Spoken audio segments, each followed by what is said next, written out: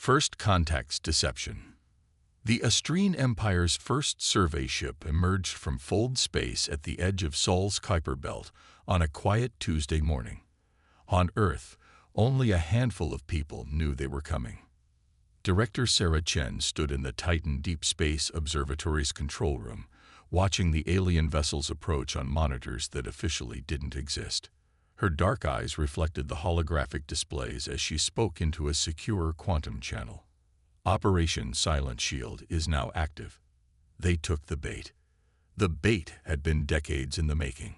While humanity publicly fumbled with chemical rockets and celebrated small steps in space exploration, hidden facilities across the solar system had been preparing for this moment. The Astrines would see exactly what Earth wanted them to see: a young civilization barely reaching for the stars. The alien ship was massive, nearly 3 kilometers of gleaming silver-white metal that seemed to ripple like liquid mercury.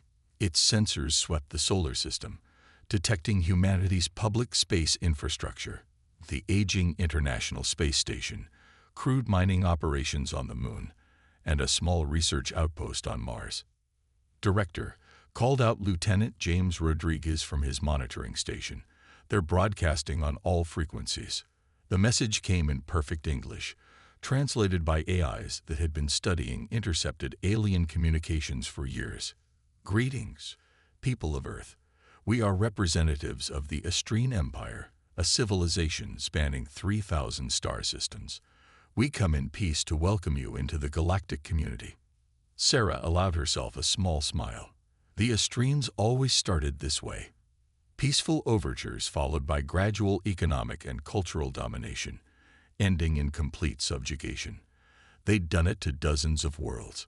Earth had watched it happen through secretly planted quantum observers, learning from each conquest. Send the prepared response, she ordered. Make it appropriately primitive.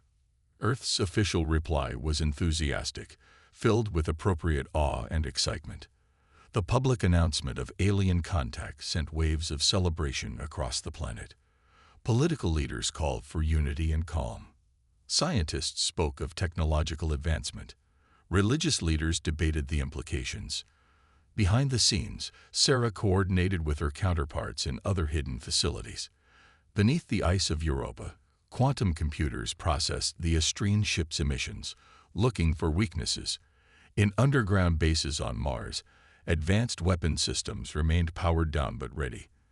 Throughout the asteroid belt, automated shipyards continued their silent work, adding to humanity's secret fleet. The Astrine diplomatic party arrived 3 days later in a smaller vessel, landing with great ceremony outside the United Nations in New York. Their ambassador, Lysandra, was everything humanity expected. Tall, elegant, with silvery skin and eyes that seemed to hold ancient wisdom. She spoke of friendship, of guiding humanity toward the stars, of sharing knowledge.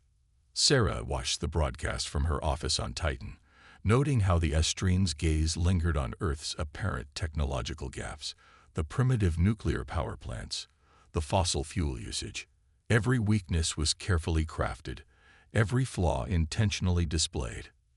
They're scanning for quantum signatures, reported her technical chief, Dr. Pottle, looking for any sign of advanced technology. They won't find any, Sarah replied. The quantum dampers are working perfectly. To their sensors, we're exactly what we appear to be, a Type 0.7 civilization, barely reaching for the stars. The Astrines spent the next week meeting with Earth's leaders, offering technological gifts that would have seemed miraculous if humanity hadn't already developed far better versions in secret. They proposed trade agreements, cultural exchanges, and military cooperation, all standard precursors to their usual method of conquest. In her private quarters that night, Sarah reviewed the latest intelligence. The Astrine survey ship was mapping the solar system, its crew probably laughing at humanity's primitive attempts at space travel. They had no idea that their every movement was tracked by sensors far more advanced than their own, that their supposedly secure communications were being decoded and analyzed. How long? She asked during the nightly secure briefing with Earth's hidden council. Their battle fleet is gathering at their forward base in the Proxima Centauri system, reported Admiral Zhang. Based on previous patterns, they'll make their move within 3 months. First, economic pressure, then military demonstrations, finally an ultimatum. Sarah nodded. And our preparations. The Jupiter shipyards report the last of the quantum dreadnoughts will be ready in 6 weeks. The Mars defense grid is fully operational. The Luna bases are stocked and staffed. Then we stick to the timeline. Sarah decided. Let them think they're following their usual conquest playbook. Let them believe we're just another primitive species to be dominated. She looked at the latest images from their quantum scouts, showing the massive Astrine war fleet gathering in secret. They thought they were the hunters, but humanity had turned the tables. After decades of watching, learning, and preparing, Earth was ready to rewrite the rules of galactic politics. The game was on, and only one side knew they were playing: the hidden edge. Admiral Marcus Santos walked through the holographic star map in humanity's hidden command center beneath the Pacific Ocean, watching red dots multiply near Proxima Centauri. Each dot represented an Astrine warship gathering for their peaceful visit to Earth. The massive underwater facility, known as Deep Command, hummed with quiet activity as personnel monitored humanity's secret defenses. "They're right on schedule," commented Dr. Elena Volkov, head of quantum weapons research, her weathered face illuminated by the holomap's glow. The Astrines always followed the same pattern, like running a script. On the surface, diplomatic meetings continued. Ambassador Lysandra presented the UN with plans for a cultural exchange center on Mars, strategically positioned over what she thought was just an empty crater. In reality, that crater housed humanity's largest quantum forge, masked by technology that made it appear as bare rock to Astrine sensors. Their latest gift arrived this morning, Elena reported, pulling up schematics of an Astrine power core. Fusion technology they claim will revolutionize our energy production. Quite primitive compared to our quantum reactors, but they don't know that. Marcus nodded, remembering how humanity had discovered quantum energy manipulation 50 years ago. Instead of announcing it to the world, Earth's leaders had made an unprecedented decision: keep it secret, develop in silence, and prepare for the day they would meet advanced alien civilizations. That decision had paid off beyond their wildest expectations. In orbit, the Astrine survey ship's crew continued their scans, finding exactly what Earth wanted them to see. Their reports back to their empire painted a picture of a promising but underdeveloped world, ripe for their standard conquest strategy. "Show me Artemis Base," Marcus commanded. The holomap shifted to Luna's far side, where humanity's most ambitious project lay hidden. Massive hangars stretched for kilometers beneath the lunar surface, housing ships that would have made the Astrine's technology look obsolete. Dr. Volkov pulled up the latest test results from their quantum drive systems. The final systems check on the Eclipse fleet is complete. All 30 dreadnoughts are combat-ready, each one capable of taking on 10 of their largest ships. An alert flashed on one of the monitoring stations.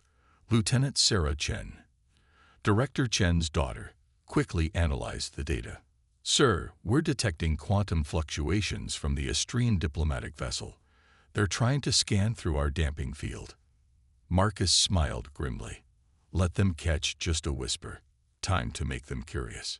Deep in the diplomatic vessel, Astrine sensors detected a brief energy spike, gone so quickly their analysts would debate whether it was just an instrument error. But it would be enough to make them suspicious, enough to accelerate their plans.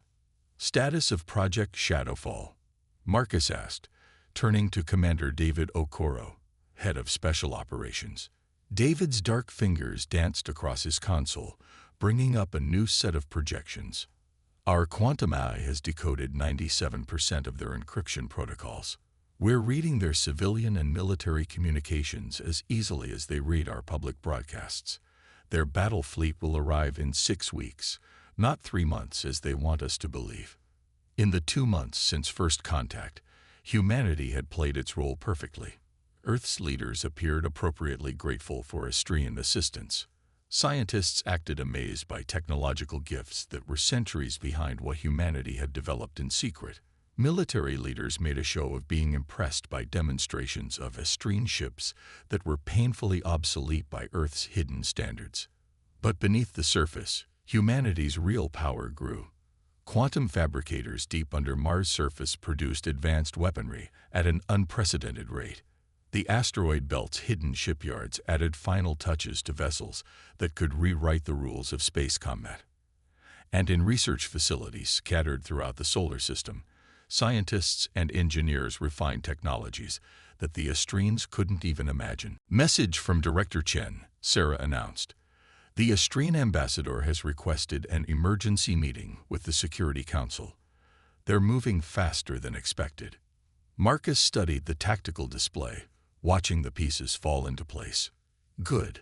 The sooner they show their hand, the sooner we can show ours. Notify all commands. Operation Revelation begins in 3 days. Throughout the solar system, hidden facilities receive the coded quantum transmission. Humanity's secret fleet began powering up their systems.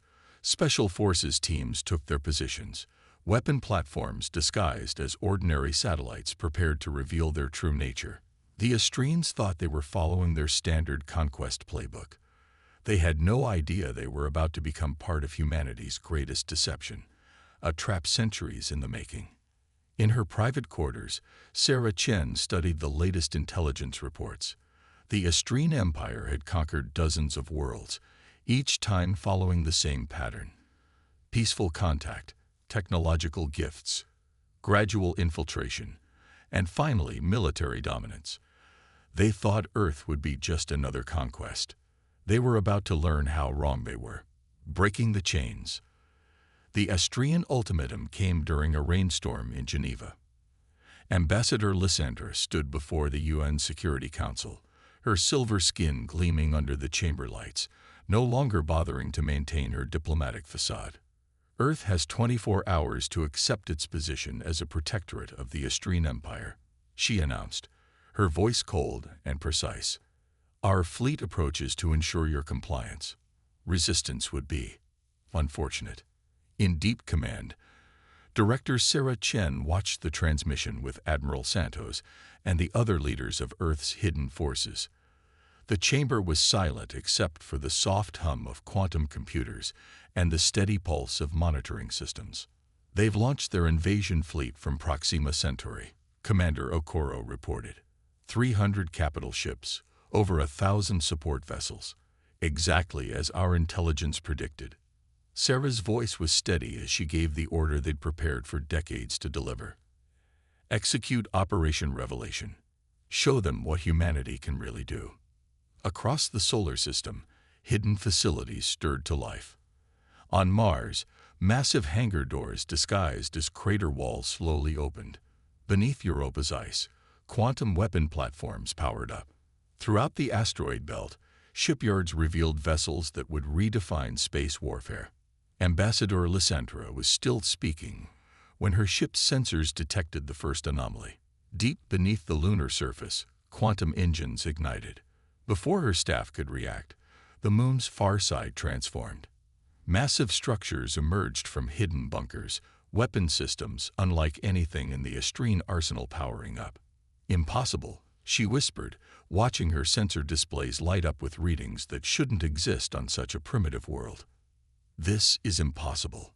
In orbit, the Estrian survey ship's crew watched in horror as Earth's primitive satellites shed their disguises, revealing advanced defense platforms. Their scans, which had shown a defenseless planet hours before, now detected energy signatures that exceeded their empire's best technology. Admiral Santos stood in Deep Command's war room, watching the Estrine reactions with grim satisfaction. Signal the Eclipse fleet. Begin Phase 2. From Jupiter's shadow, 30 quantum dreadnoughts emerged, each larger than anything the Estrines had ever built. Their hulls, made of materials unknown to the Empire, absorbed light and sensor scans alike. They moved with an impossible grace, using drive systems that ignored the normal laws of physics. This is Admiral Marcus Santos of the Earth Defense Force. His message boomed across all frequencies, transmitted in perfect Astrian language. Your invasion fleet has been detected and tracked since it launched. You have 1 hour to recall it and withdraw from the Sol system. We are not your prey. In the UN chamber, Lyssandra's composure cracked as reports flooded in. The humans she dismissed as primitives had somehow hidden an entire advanced civilization from Astrian detection. Her empire's carefully planned conquest was unraveling. How? She demanded, facing Earth's representatives. How did you hide all this? Secretary General Raman smiled. We learned long ago that the galaxy was full of empires like yours. So we watched. We learned. We prepared. Every conquest you made taught us more about your methods. Every world you subjugated helped us perfect our deception. On screens across Earth, humans watched as their true capabilities were finally revealed. Quantum shields shimmered into existence around major cities. Hidden defense installations emerged from mountains and oceans. The carefully crafted illusion of a primitive civilization fell away. In deep space, the Astrian invasion fleet dropped out of faster-than-light travel, expecting to find an easy conquest. Instead, they faced humanity's full might. Earth's quantum dreadnoughts took up attack positions, their weapons charged with energy that could tear apart space itself. Final warning to all Astrian forces, Admiral Santos broadcast. Our quantum weapons can bypass your shields as if they don't exist. Your armor is useless against our attacks. You have 45 minutes remaining to withdraw. Dr. Volkov's voice came over the command channel. Sir, we're detecting energy signatures from the Astrian fleet. They're charging weapons. As expected, Santos replied. They've never retreated before. Their pride won't let them accept that they've been outplayed. He turned to Director Chen. Your call, Director. Do we show them exactly how outmatched they are? Sarah studied the tactical displays, watching the Astrian fleet move into attack formation. They still thought they were dealing with a primitive species that had somehow acquired advanced technology. They didn't understand that humanity had surpassed them decades ago. Launch the drone swarms, she ordered. Let's show them what real technological superiority looks like. From bases throughout the solar system, millions of quantum-powered drones deployed, each one smaller than a human hand. Together they formed an unstoppable tide of advanced technology. The Astrian Empire was about to learn why humanity had chosen patience over pride, preparation over premature revelation. The real war was about to begin. Counterstrike. The Astrian invasion fleet's first strike never reached Earth. Their energy weapons, powerful enough to shatter moons, vanished into quantum sync fields that humanity had perfected through decades of secret research. From deep command, Admiral Santos watched the enemy's growing confusion with cold satisfaction. All ships, execute Battle Plan Omega, he ordered. Show them what humanity's been hiding.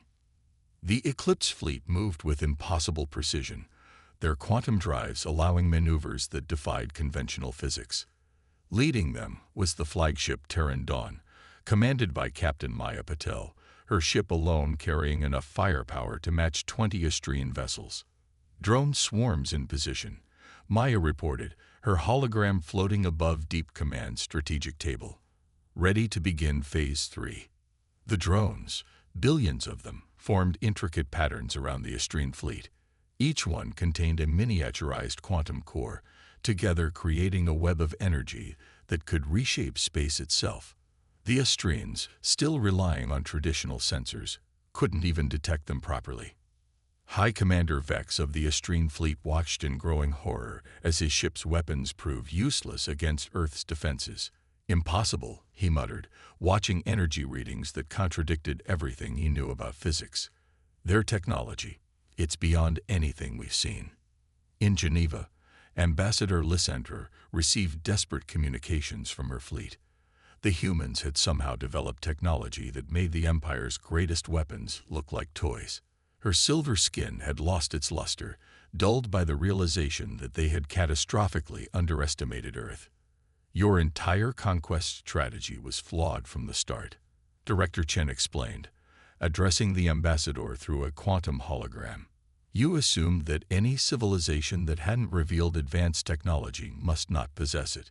You never considered that we might choose to hide our true capabilities. The Astrine fleet launched their second wave of attacks. Antimatter torpedoes, gravitic disruptors, and plasma lances, weapons that had brought dozens of civilizations to their knees, streaked toward Earth's forces. Now, ordered Admiral Santos, the drone swarm activated. Space itself seemed to twist as billions of quantum cores created overlapping fields of altered reality. The Astrine weapons simply ceased to exist, converted into harmless energy by technology their creators couldn't comprehend. Captain Patel's voice was calm as she gave the order. All ships, deploy quantum lance arrays. Target their command and control systems only. Let's show them what precision warfare really means. The Eclipse fleet's response was devastating in its elegance. Beams of concentrated quantum energy bypassed Astrine shields as if they weren't there, surgically disabling weapons and communication systems without destroying the ships themselves. Message from High Commander Vex. Lieutenant Rodriguez reported. They're requesting terms. In the depths of Europa's hidden base, Dr. Volkov monitored the quantum energy readings with satisfaction. Their shields are based on manipulating conventional forces, she explained to her team. They never imagined someone would learn to manipulate the quantum fabric of space itself. The battle, if it could even be called that, lasted less than 20 minutes. When it ended, the mighty Astrine invasion fleet hung powerless in space, their most advanced technology rendered useless by humanity's quantum weapons. Your empire has conquered worlds through fear and technological superiority. Director Chen's message reached every Astrine ship, but you never faced a civilization that chose to hide its advancement, that spent generations preparing for this moment. In deep command, Admiral Santos turned to Sarah Chen. Their reinforcements will arrive within days. The entire empire will respond to this defeat. Sarah smiled, a gesture that held no warmth. Good, let them come. It's time for Phase 4, showing them why challenging humanity was their greatest mistake. Throughout the solar system, more hidden facilities began to activate. Quantum forges that had been producing weapons and ships in secret for decades increased their output. The true extent of humanity's preparation was about to be revealed. Send word to all commands, Sarah ordered. Operation Starbreaker is now active. Deploy the dimensional arrays. In high orbit, massive structures began to emerge from quantum cloaking fields. The dimensional arrays. Technology so advanced the Astrines couldn't even understand their basic principles, prepared to demonstrate why humanity had chosen to remain hidden for so long. The galaxy was about to learn that humans hadn't been cowering in fear of advanced civilizations. They had been patient predators, waiting for the perfect moment to reshape the balance of power. And that moment had finally arrived. New dawn. 3 days after Earth's demonstration of power, the Astrine Empire's main battle fleet arrived at the edge of the Sol system. 5,000 ships, the largest armada ever assembled in the Empire's history, prepared to avenge their humiliated invasion force. They found Earth waiting. The dimensional arrays, now fully activated, created a lattice of quantum energy that encompassed the entire solar system. From deep command, Director Sarah Chen watched the Astrine fleet's approach with calm detachment. They still don't understand what they're facing, Dr. Volkov observed, studying the energy readings from the enemy ships. Their sensors can't even properly detect the dimensional barriers. High Admiral Nexus of the Astrine Empire stood on his flagship's bridge, watching his tactical displays light up with incomprehensible readings. Where their initial scans had shown a primitive civilization months ago, now they faced technology that defied their understanding of physics itself. This is Director Chen of Earth. The transmission reached every Astrine ship. Your empire has 2 choices. Option 1. Retreat, acknowledge Earth's sovereignty, and prepare for a new era of galactic politics. Option 2. Witness why humanity chose to hide its true power for so long. The Austrian response came in the form of a massive barrage. Thousands of ships fired simultaneously, enough firepower to shatter planets. The dimensional arrays activated. Space itself seemed to fold. The entire Austrian attack simply vanished, redirected into parallel dimensions by technology humanity had perfected in secret. Not a single shot reached its target. "Now," Sarah ordered, "show them what we can really do." The Eclipse fleet, now joined by hundreds more ships that had emerged from hidden shipyards throughout the solar system, moved into attack position. But these weren't conventional warships. Each vessel carried technology that could manipulate the fundamental forces of the universe. Captain Maya Patel's voice was steady as she gave the command. "All ships, activate quantum resonance fields." The effect was immediate and devastating. Throughout the Austrian fleet, ships began losing power.